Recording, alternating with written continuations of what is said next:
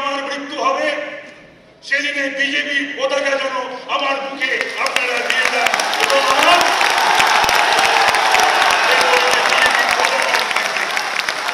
এটা বলতে হবে আমাদের।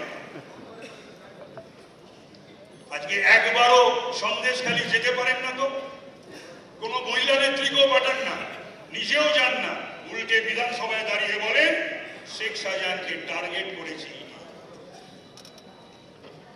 ছড়াম ছড়াম ধরাম ধরাম নকুল বাতাসা গুড় বাতাসা নকুল দানা তিহার যে এটাও বলে দেবেন তৃণমূলের কর্মীরা গুন্ডামি বদমাশি কিছু করো না, পোল ভায়োলেন্স পোস্ট পোল ভায়োলেন্সে করলে তোমাদের দল তোমাদের নেতা তোমাদের নেত্রী দেখতে পাচ্ছ মন্ত্রীদেরও কিছু করতে পারছে না, কেষ্টরও কিছু করতে পারছে না। শেখ শাহজাহানের কি হাল হয়েছে, শিবু হাজরা এবং উত্তম সরকারদের কি হাল হবে হয়েছে, তোমাদেরও কিন্তু একই হাল হবে, এটা মাথায় রেখে দিও। সুতরাং গুন্ডামির কোনো জায়গা নেই, আর যদি তা থাকতো তাহলে নকশাল রাজ করতো বাংলার মুখে, আর যদি সেটা থাকতো কংগ্রেসি গুন্ডারা ৭২ থেকে ৭৭-এর পরে বাংলায় রাজ করত। আর যদি সেটা হতো তাহলে ৭৭ থেকে ২০১১ সিপিএম এর গুন্ডারা আজকে রাজ করত।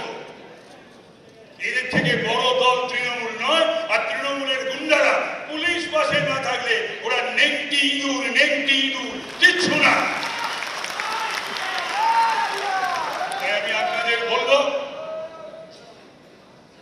যে ২৪-এর ৪ তারিখের পরে আমি তো বলে দিয়েছি, আমি তো বলেছি যে এই আসনটা ভারতীয় জনতা পার্টি,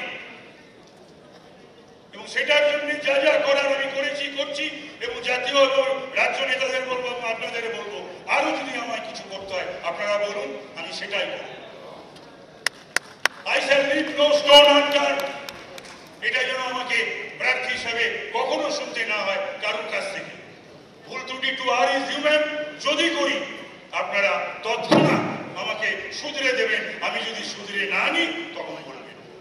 আর একটা কথা বলেই আমি আমার বক্তব্য শেষ করছি, প্রতিটি মানুষেরই মৃত্যু হয়, আমারও হবে। যেদিন আমার মৃত্যু হবে সেদিনে বিজেপির পতাকা যেন আমার বুকে আপনারা দিয়ে দেন এবং আমার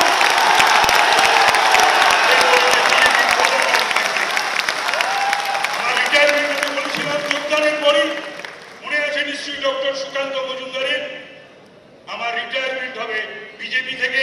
আজ বলে গেলাম যে আমার মৃত্যুর পরে আমার মুখে যেন বিজেপির পতাকা থাকে, এই কথা বলে